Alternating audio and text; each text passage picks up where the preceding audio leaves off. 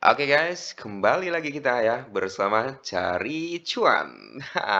Oke, kesempatan kali ini kalau kita lihat bersama-sama ya untuk sistematik sektor cryptocurrency updatean terbaru nih. Nah, bisa teman-teman lihat semua di sini beberapa kinerja daripada sektornya cryptocurrency terutama dari pergerakan Bitcoin dan altcoin. Ya, kalau Bitcoin masih diombang-ambing, masih naik turun belum begitu stabil. Terus kalau kita lihat, pola pergerakan daripada altcoin ini masih dinominasi ya, merah merona ya, merah merona, turun menurun ya, tuki menuki gitu. Nah, langsung kita masuk dalam sektor meme coin. Kalau kita cek juga dalam sektornya meme coin ya masih nuki menuki juga nih pergerakannya ya. Walaupun udah ada beberapa meme coin yang recover nih seperti WIF nih udah mulai recover 2%. Terus di sini ada Fartcoin recover 2%, SPX ya udah mulai recover juga. Dan ya untuk beberapa meme coin udah mulai recover tapi masih didominasi dengan nuki-menuki ya. Oke, kita coba lihat dari beberapa mungkin dari Binance Alpha ya. Nah, ini adalah dari Binance Alpha, Bro, ya.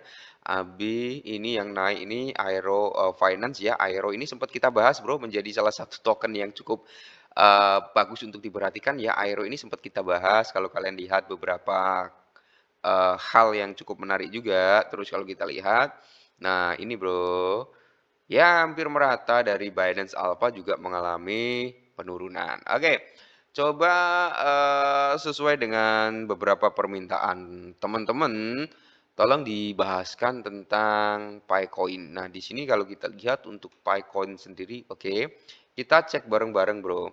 Picoin nominasi untuk komunitas masih bullish. Oke, Picoin itu nominasi untuk komunitas masih bullish. Terus kalau kita lihat dari segi community-nya di sini bisa kalian lihat sendiri. Oke, market belum ada penambahan, supply beredar udah mulai naik. Terakhir itu di 744, ini udah di area 745, unlock token tiap hari ya kan. Price atau harganya udah di area 0,55. Nah, gimana nih?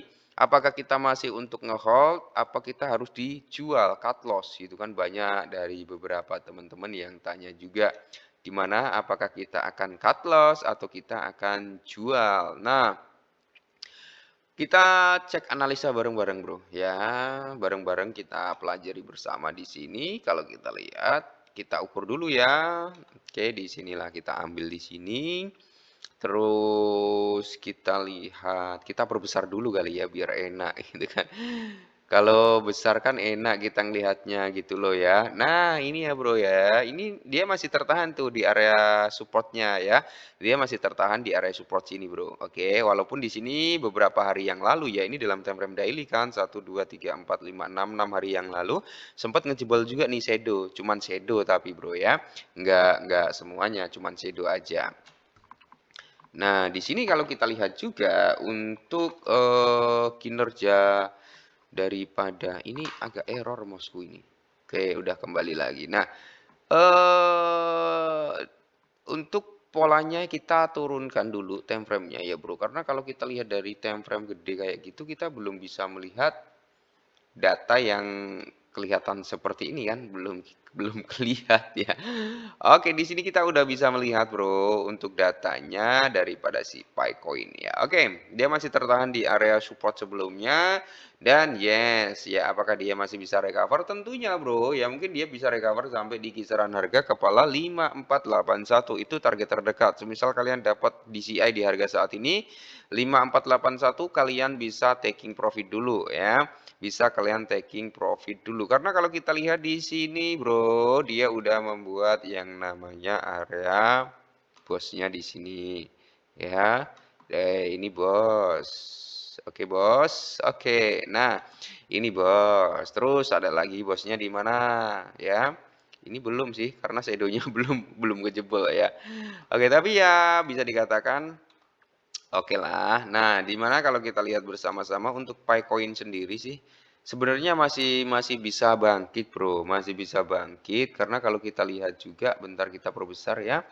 Kalau kita lihat juga di sini area yang mungkin terdekat ya untuk dicapai.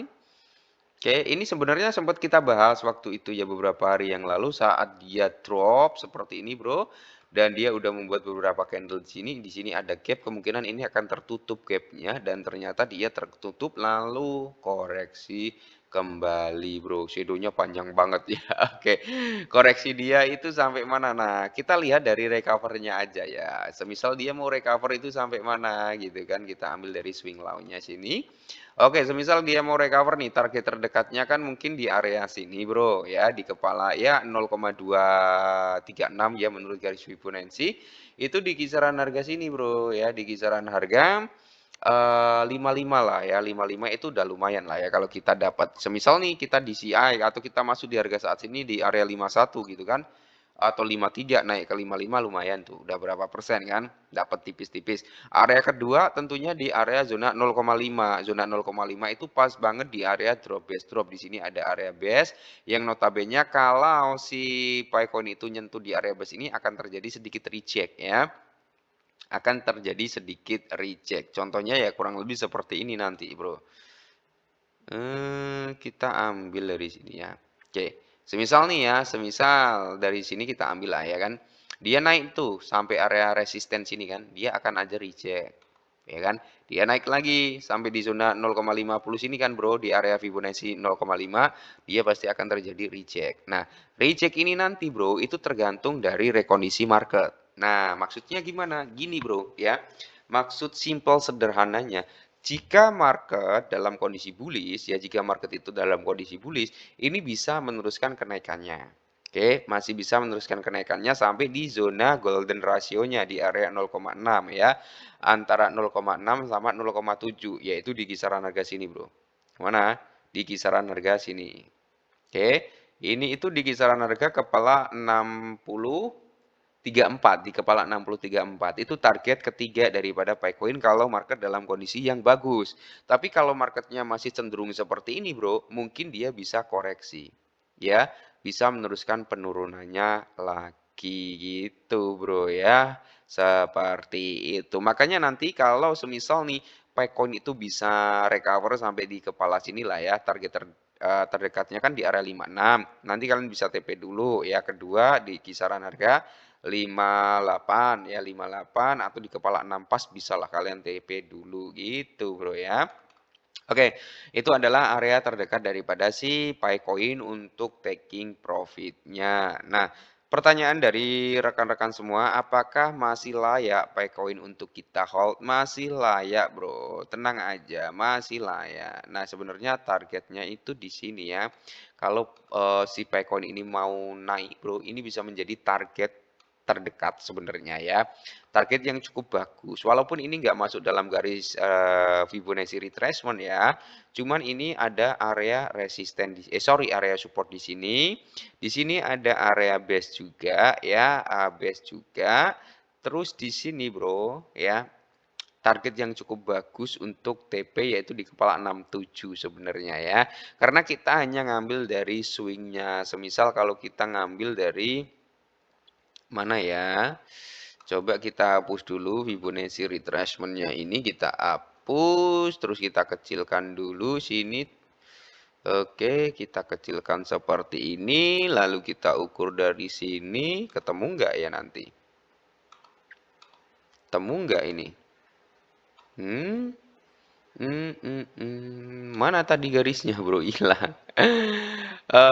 Oke, kita cek-cek dulu kalau kita ini ya bro ya. Nah, ini antara zona 0,38 sama 0,5 ya. 0,5 apa kurang pas itu zonanya di atas sudah, ini terlalu. Oke, udah.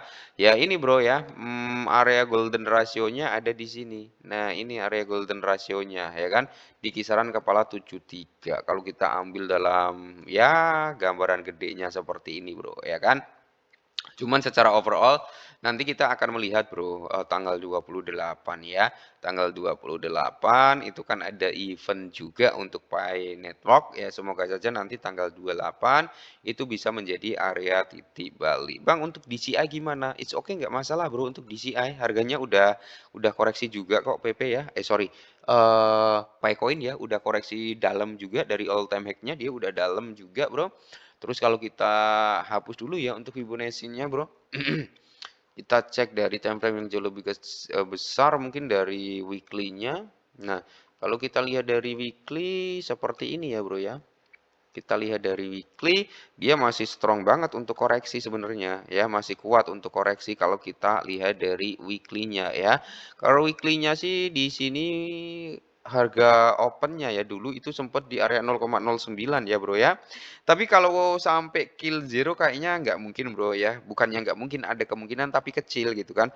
Nah, mungkin nanti kalaupun dia mau koreksi, dia bisa ngambil dari shadow-nya sini. Ya, di shadow-nya itu di kepala 39 atau di kepala 4. Kalian wajib open jaring ya, kalau kalian masih masih ingin pegang si Pi Network, kalian harus open jaring di kepala 4 ya. Itu mungkin akan ter-trigger lagi atau akan tersentuh lagi karena hari ini, Bro, kalau kita lihat dari weekly-nya ya, ini masih cukup bullish loh. Sorry, masih cukup bearish candle-nya, Bro. Besar banget nih. Ada prospek atau potensi untuk koreksi dulu gitu ya.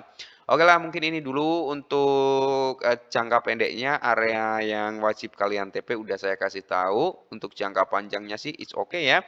Ya kemungkinan dia masih bisa recover lagi lah untuk jangka panjangnya. Semoga saja ada gebrakan untuk listing di dalam exchange gitu ya. Oke, next ya, sampai jumpa di video selanjutnya.